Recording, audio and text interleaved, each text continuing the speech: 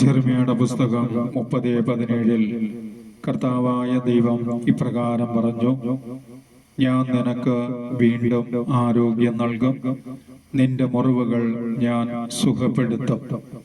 കർത്താവായ ദൈവം പരിശുദ്ധാത്മാവിലൂടെ ദാനമായി നമുക്ക് നൽകിയ ആത്മീയ ജീവൻ നഷ്ടപ്പെടുന്നത് നമ്മുടെ വ്യക്തിപരമായ പ്രാർത്ഥന കുറയുമ്പോഴും അതുവഴി നാം ദൈവത്തിൽ നിന്നും അകലുകയും ലോകത്തിലേക്ക് ഇറങ്ങി ചെല്ലുമ്പോഴാണ് യഥാർത്ഥ ആത്മീയ ജീവൻ നഷ്ടപ്പെടുകയും നമ്മുടെ ആരോഗ്യം ക്ഷയിക്കുകയും ചെയ്യുന്നത്.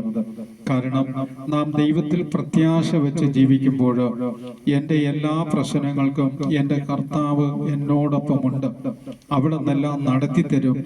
ഈ ഒരു പ്രത്യാശയിലും വിശ്വാസത്തിലും നാം ആത്മീയ ജീവിതം നയിക്കുമ്പോഴാണ് ആത്മാവിലൂടെ കർത്താവ് നമ്മെ ആത്മീയ ജീവൻ നൽകിക്കൊണ്ട്, ആത്മീയ ബലം നൽകിക്കൊണ്ട് നമ്മെ ശക്തിപ്പെടുത്തി നയിക്കുന്നത്. ഇത് നഷ്ടപ്പെടുന്നത് നമ്മുടെ വ്യക്തിപരമായ പ്രാർത്ഥന കുറയുമ്പോഴാണ്. ആ കുറവിലൂടെ നാം ദൈവത്തിൽ നിന്നും അകലുകയും ലോകത്തിലേക്ക് ഇറങ്ങിച്ചെല്ലുകയും ചെയ്യുന്നത്. നാം ഈ ലോകത്തിലേക്ക് ജീവിക്കുമ്പോൾ ഈ ലോകത്തിൻ്റെതായിട്ടുള്ള മോഹങ്ങൾ നമ്മളിലേക്ക് കടന്നു വരും. നമുക്ക് ഒരുപാട് ആഗ്രഹങ്ങളും ഇഷ്ടങ്ങളും ഒക്കെ നമ്മുടെ മനസ്സിൽ, നമ്മുടെ ഈ ജീവിതത്തിലൊക്കെ ആഗ്രഹങ്ങൾ നമ്മൾ ആഗ്രഹിക്കാറുണ്ട്.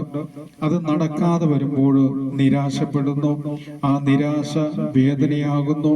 ആ വേദന മുറിവായി നമ്മളെ തളർത്തുന്നു.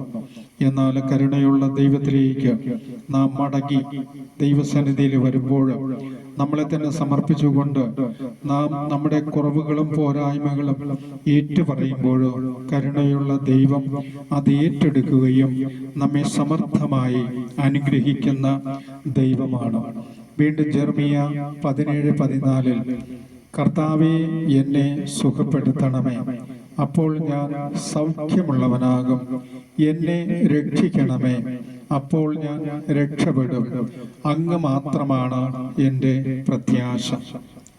ഉന്നതങ്ങളിലായിരിക്കുന്ന ദൈവം നമ്മെ സുഖപ്പെടുത്തുവാനും രക്ഷിക്കുവാനും പൊൻകരം നീട്ടി നമ്മെ വിളിക്കുമ്പോഴും നമ്മളെ താങ്ങുമ്പോഴും നമ്മളെ അനുഗ്രഹിക്കുമ്പോഴും നാം ദൈവസന്നിധിയിൽ എളിമയോടെ, താഴ്മയോടെ, ക്ഷമയോടെ, വിശ്വാസത്തോടെ ആയിരിക്കുമ്പോഴാണ് വീണ്ടും അവിടുന്ന് ആത്മാവിലൂടെ നമുക്ക് ആത്മീയ ജീവൻ നൽകിക്കൊണ്ട്, ആത്മീയ ആരോഗ്യം നൽകിക്കൊണ്ട്, നമ്മുടെ എല്ലാ മുറിവുകളെയും സുഖപ്പെടുത്തിക്കൊണ്ട് നമ്മെ വിശ്വാസത്തിലേക്ക് ആത്മാവ് വഴി നയിക്കുന്നത്.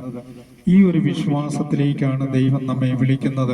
ഇന്ന് ഈ കൂട്ടായ്മയിലേക്ക് ദൈവം നമ്മെ വിളിച്ചുവെങ്കിൽ നമുക്ക് ആരോഗ്യം നൽകുവാനും നമ്മുടെ എല്ലാ മുറിവുകളെയും സുഖപ്പെടുത്തിക്കൊണ്ട് അവിടുത്തെ വാഗ്ദാനമായ പരിശുദ്ധാത്മാവിലൂടെ ഒരു പുത്തൻ അഭിഷേകം തരാനായിട്ട് വിളിച്ച ദൈവത്തിന്റെ മുമ്പിൽ നമുക്ക് പ്രത്യാശയോടെ, വിശ്വാസത്തോടെ നമുക്കായിരിക്കാം.